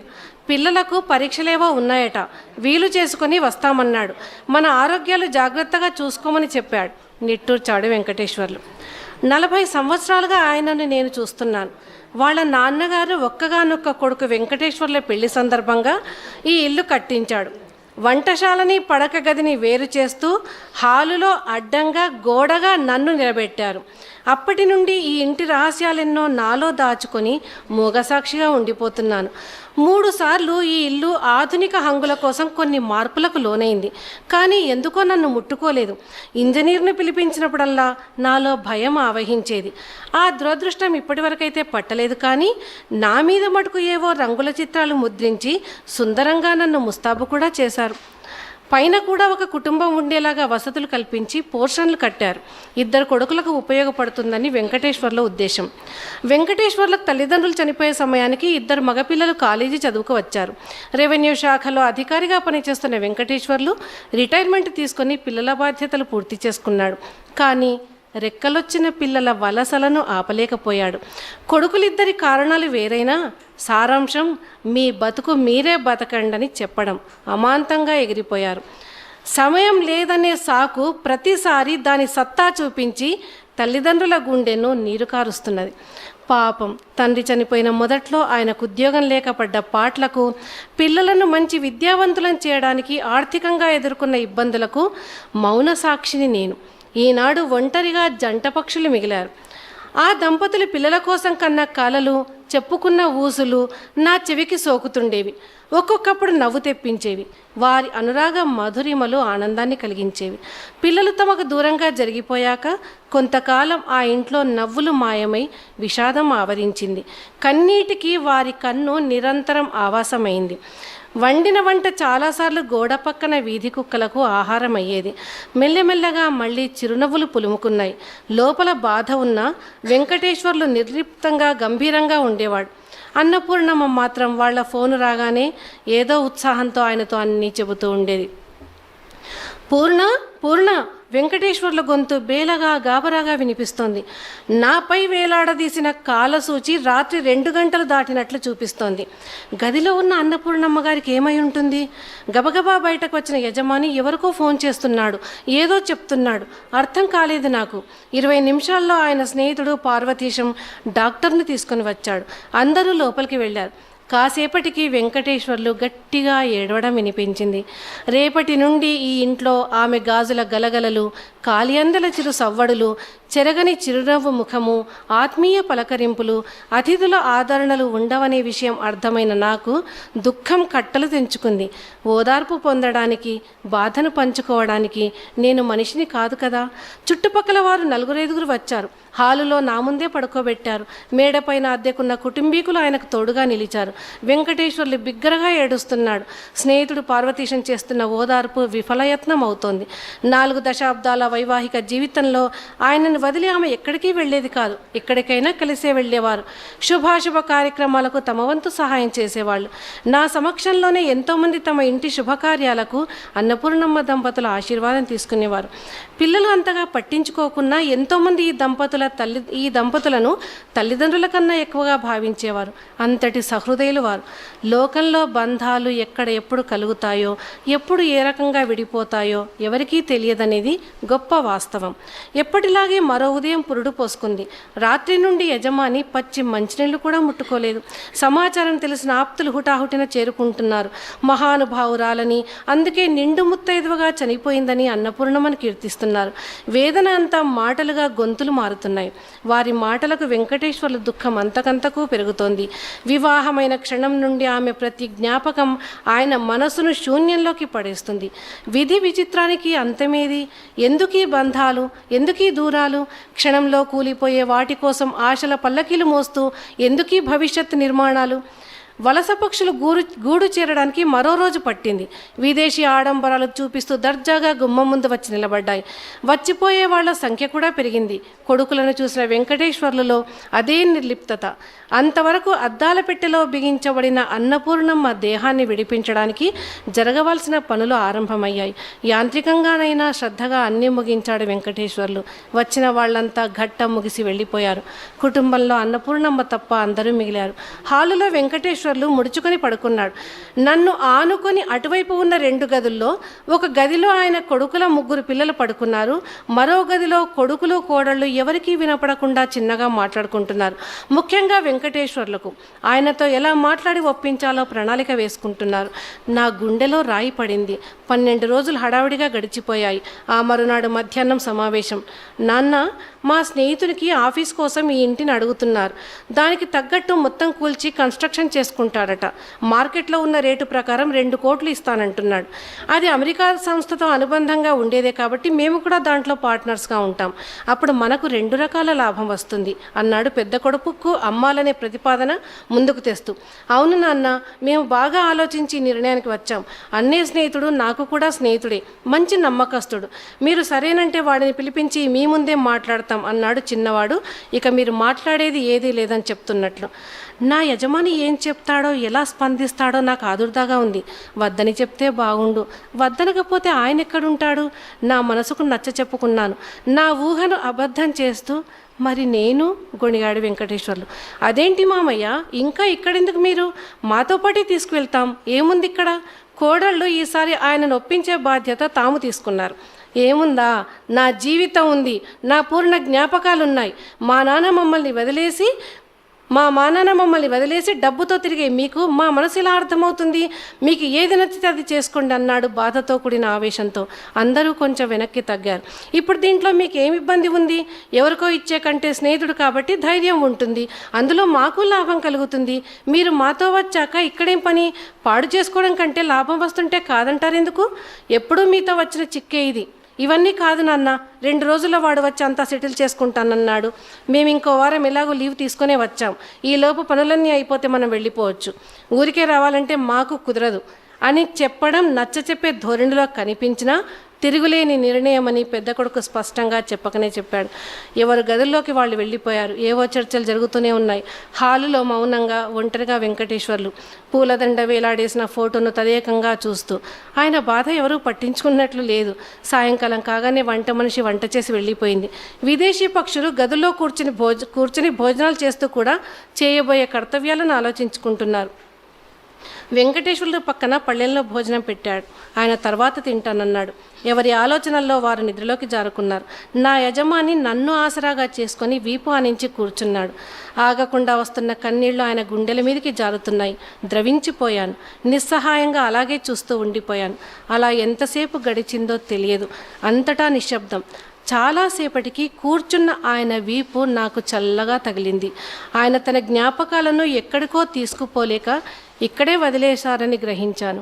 ఆ దంపతులతో పాటు వారితో నా జ్ఞాపకాలు కూడా రేపటి రోజున ఇక్కడే సమాధి అవుతాయని అర్థమై భారంగా కళ్ళు మూసుకున్నాను. ధన్యవాదాలు. ఈ కథ శీర్షిక ఈ బొమ్మ కూడా ముఖ చిత్రం కూడా ఇదే వేయడం జరిగింది సంపుటిలోనిది. ధన్యవాదాలు. చాలా చక్కని కదండి. మనసు చాలా ఆర్ద్రంగా మారింది. ధన్యవాదాలు మేడం. నెక్స్ట్ కవయిత్రి శ్రీమతి కె శ్రీవత్సల గారు. శ్రీమతి కె శ్రీవత్సల గారు ఎంఏ బిఎడ్ విద్యార్హతలు కలిగిన ఉపాధ్యాయురాలిగా సేవలు అందిస్తున్నారు. ఇప్పుడు వారి కథను వినిపిస్తారు. వినండి. అక్కడైనా చెప్పచ్చు, అక్కడైనా చెప్పచ్చు.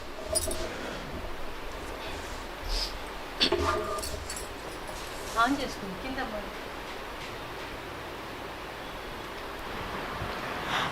ఇక్కడ విచ్చేసిన పెద్దలందరికీ నా నమస్కారాలు తెలియజేసుకుంటున్నాను.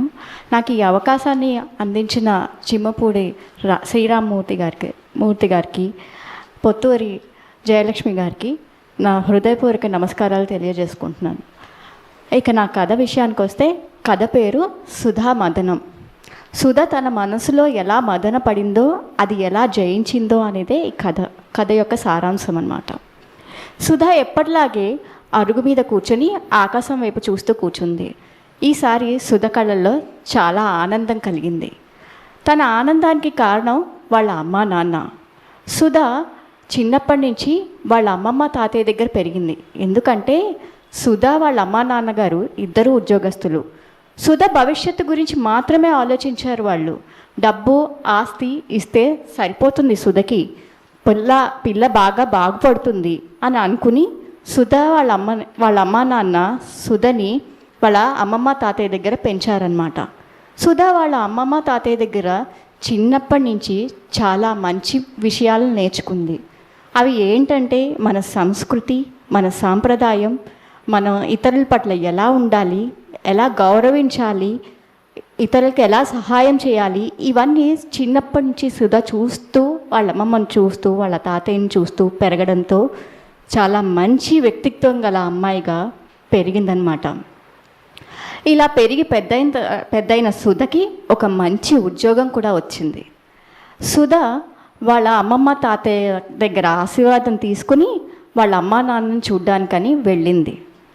సుధ వాళ్ళ అమ్మా నాన్న మనస్ఫూర్తిగా ఆహ్వానించారు, కానీ వాళ్ళ మనసులో ఒక చిన్న ఆలోచన మాత్రం ఎప్పుడూ ఉంటూనే ఉండేది. వాళ్ళు మనస్ఫూర్తిగా ఆహ్వానించలేదు, అసంపూర్ణంగానే ఆహ్వానించారు. అది సుధకి అర్థమైందనమాట. సుధ మనసుకి అర్థమైంది. సుధ మనసు చివుక్కుమంది, కానీ సుధ మాత్రం ఏమీ మాట్లాడలేదు. ఒకరోజు సుధ వాళ్ళ అమ్మ నాన్న వాళ్ళు మాట్లాడుకుంటున్న మాటలు విన్నదన్నమాట. సుధ మంచి పిల్లే కానీ ఇప్పటి పిల్ల కాదు, మా అమ్మ నాన్న దగ్గర పెరిగింది కదూ, కాస్త చాదస్తంగా పెరిగింది అని సుధ వాళ్ళమ్మ వాళ్ళ నాన్నగారితో అన్న మాటలు సుధ విన్నది. ఆ మాటలు విన్న సుధ మనసు చివుక్కుమంది, మనసు మదన పడింది. అయినా కానీ సుధ ఎప్పుడు ఏమీ మాట్లాడలేదు. ఒకరోజు సుధ వాళ్ళ అమ్మగారికి ఒంట్లో బాగోలేదన్నమాట.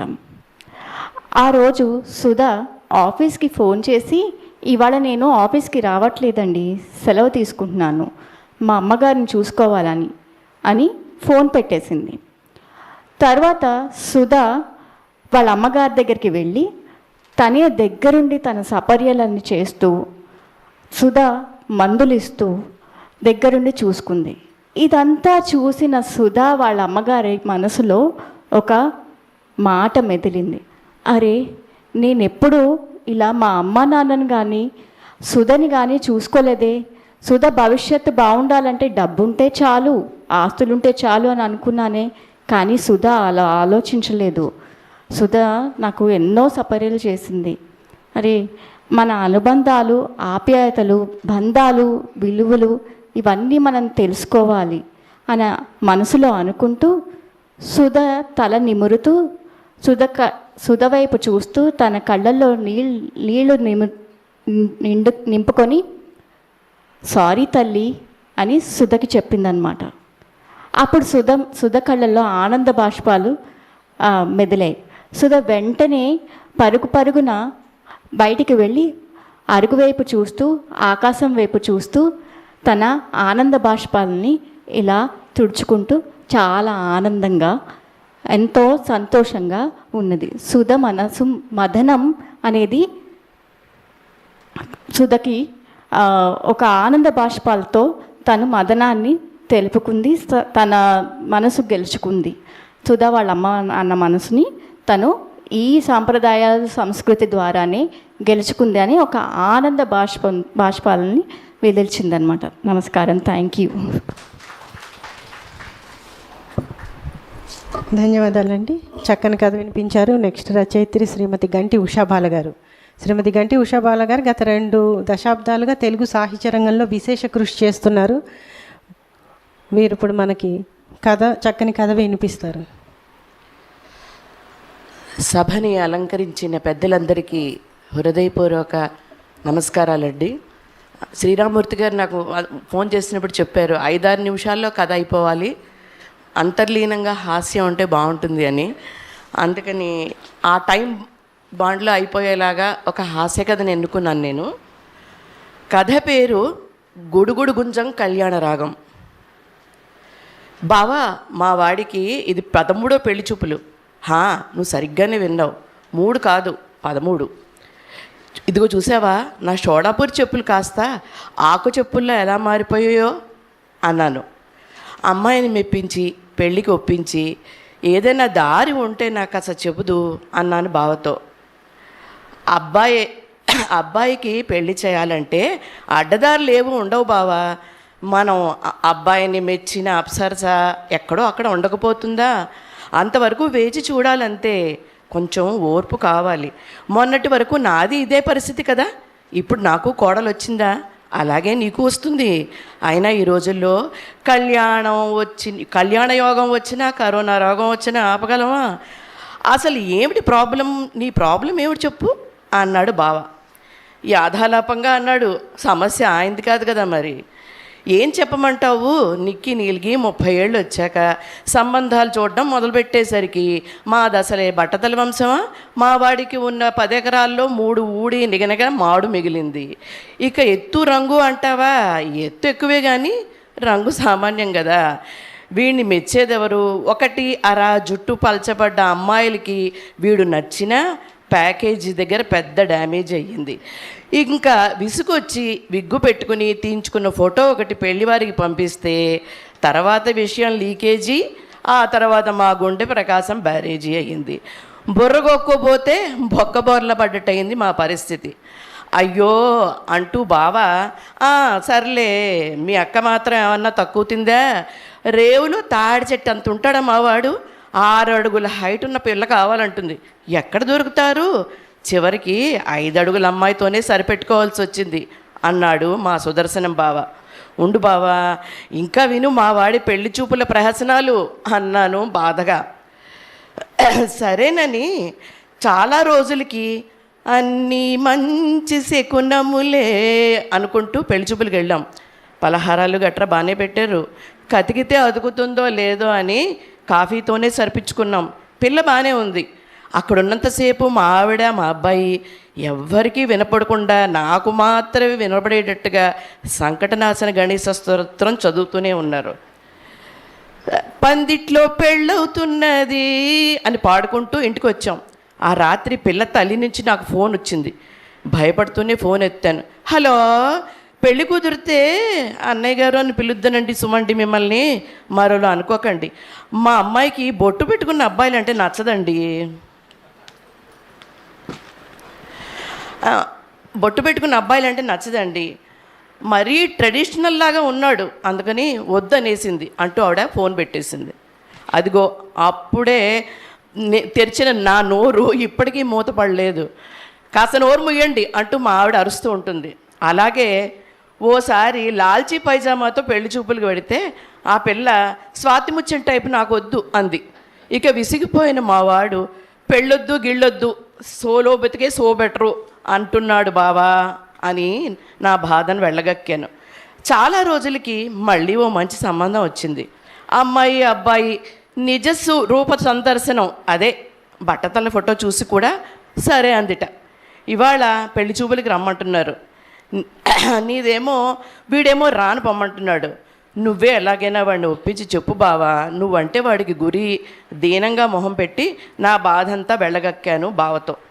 బావ వాడికి నచ్చజెప్పడంతో ఆ రోజు సాయంత్రమే పెళ్లి చూపులకు వెళ్ళాం. మమ్మల్ని వాళ్ళు సాదరంగా ఆహ్వానించారు. అక్కడ వాతావరణం నాకు సానుకూలంగా అనిపించింది. వెంటనే ఆకాశం దిగి వచ్చి మబ్బులతో వెయ్యాలి మన పందిరి అని పాడేద్దాం అనుకున్నాను, కానీ తమాయించుకున్నాను. కాఫీ పలహారాలు అయ్యాక కొంతసేపటికి అమ్మాయి అలంకరించుకుని మా ముందుకొచ్చి ఒద్దిగగా కూర్చుంది. అచ్చు మోడర్న్ మహాలక్ష్మిలా కళకళలాడిపోతుంది. అప్రయత్నంగా మా వాడి ముఖం వైపు చూసా. పెళ్ళాడితే నిన్నే పెళ్ళాడతా అన్నట్టు ఆ అమ్మాయికేసి తదేకంగా చూస్తున్నాడు. వెంటనే వాళ్ళకి ఓకే చెప్పేశాను. మీ వైపు నుంచి కూడా ఓ మాట అనండి మరి అని కాబోయే వియ్యపరాలతో అంది మా ఆవిడ. అయ్యో ఎంత మాట వదిన గారు, మాకు మీరెంతో నచ్చారు. మా అమ్మాయి హాబీలని ఎంకరేజ్ చేస్తూ గౌరవిస్తే చాలండి, అంతకన్నా మాకేమక్కర్లేదు అంది.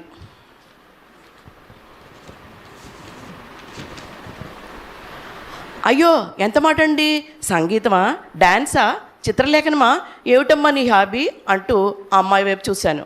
ఆ అమ్మాయి తలగా అడ్డంగా ఇటు అటు సందిగ్ధంగా ఊపుతూ, ఇంతలో పెళ్లి కూతురు చెల్లెలు గబగబా ఏదో ఒక వైరు తెచ్చి పెళ్లి కూతురు జాకెట్కి అమర్చింది. ఫోన్ పట్టుకుని ఆమెకు ఎదురుగా నిలబడి స్టార్ట్ కెమెరా యాక్షన్ అని రంకి వేసింది. మేమందరం అదిరిపడ్డాం. అంతా దిగ్గున లేస్తూ ఏమిటో ఆశ్చర్యంగా చూశారు. గబగబా లేచింది పెళ్లి కూతురు. ముఖం చింకిచేటంత చేసుకుని చేతులు చిత్ర విచిత్రంగా తిప్పుతూ తను కట్టుకున్న కంచిపట్టు చీరని పైనుంచి కింద వరకు చూపిస్తూ ముద్దుగా, నేను కట్టుకున్న ఈ చీర చిమ్లీ బ్రదర్స్లో కొన్నానండి, చాలా రీజనబుల్ ప్రైస్. ఈ పళ్ళు చూసారా ఎంత బాగుందో, జరీలో నెమళ్ళు ఎంత బాగున్నాయి చూడండి అంటూ ఆ చీర కొంగు డిజైన్ని వర్ణించింది. మేము తెల్లపోవడం మా వంతైంది. ఈ పిల్ల చీర ఎక్కడ కొందో మేము అడిగామా అనుకున్నాం అన్నమాట. తేరుకునే లోపే మళ్ళీ స్టార్ట్ అంది చిన్న పెళ్లి కూతురు. అదేనండి పెళ్లి కూతురు చెల్లెలు అనమాట. అంతే, తన మెడలోనూ చేతులకు వేసుకున్న నగలు, సన్నటి డిజైను, వాటి ఖరీదు, కొన్న షాపు వరుసగా ఏకరో పెట్టడం మొదలుపెట్టింది. మేము తేరుకునే లోపే ఈ ఛానల్ నచ్చితే లైక్ చేయండి, షేర్ చేయండి, సబ్స్క్రైబ్ చేయండి అంది. పక్కన ఉన్న గంట బొమ్మను నొక్కడం మర్చిపోకండే, బాయ్ బాయ్ అంటూ కూర్చుంది. ఎవరో నా పేగ నొక్కినట్టు అనిపించింది. మా మొహంలోని ఫీలింగ్స్ని వెతుక్కుంటూ కాబోయే వియ్యప్రాలు నవ్వుతూ, మా అమ్మాయి యూట్యూబర్ అండి, తనకొచ్చిన విద్యలన్నీ చేసేసి షూట్ చేసి గుడుగుడు కొంచెం అనే తన ఛానల్లో పెడుతూ ఉంటుంది. లక్షల్లో వ్యూస్ ఉంటాయండోయ్. తన ఛానల్కి బోల్డన్ని వ్యూస్, చాలామంది ఫాలోవర్స్ కూడా ఉన్నారు. రకరకాల వంటలు చేయడంలో మెలకువలు, ఇల్లు శుభ్రం చేయడం ఎలా ఉంచుకోవాలో మెలకువలు, ఇలా అప్పుడప్పుడు తను కొత్తగా కొనుక్కున్న చీరలు, నగలు, వాటి వివరాలు పెడుతూ ఉంటుందన్నమాట. ఆదాయం కూడా బాగానే ఉంటుందండోయ్, ఆనందంగా చెప్పుకుపోతుంది ఆవిడ. అయోమయంలోంచి అప్పుడే తేరుకుంటూ మా ఆవిడ, అయ్యో చీరలు నగలు అలా చూపించేస్తే ఎలాగండి, దొంగలు ఎత్తుకుపోరు అంటూ ఓ వెర్రి సందేహాన్ని వెలుబుచ్చింది. అయ్యో అవన్నీ గిల్టువండి, అసలు నగలు బ్యాంక్ లాకర్లో ఉంటాయి అంది ఆవిడ గడుసుగా. సరే, మా వాడిని పక్కకి పిలిచి ఏం చేద్దానరా అడిగాను. ఏం చేస్తానన్నా, ఎక్కడొక్కడ సర్దుకోవాలి, ఎక్కడ నెగ్గాలో కాదు ఎక్కడ తగ్గాలో కూడా నాకు ఇప్పుడిప్పుడో తెలుస్తోంది అన్నాడు. మరి ఓకే చెప్పేద్దామా అన్నాను. సరే చెప్పేద్దాం అన్నాడు హీరోలా. దీనంగా బావ వైపు చూశాను. సరే అన్నట్టు సైగ చేశాడు. ఇక నాకు సరే అనక తప్పలేదు. వీళ్ళిద్దరి కాపురం మాత్రం లైకు షేరు సబ్స్క్రైబ్ కాకుండా చూడు భగవంతుడా అనుకుంటూ సన్నాయి మేళానికి కబురెట్టడానికి ఉపక్రమించాను. థ్యాంక్ యూ వెరీ మచ్ అండి. నాకు ఈ అవకాశం ఇచ్చినందుకు చిమ్మపూడి గారికి, రమణాచారి గారికి, ముఖ్యంగా సభాసదులందరూ విన్నందుకు ధన్యవాదాలు. చాలా బాగుందండి, చాలా చక్కని కదా, నవ్వించారు.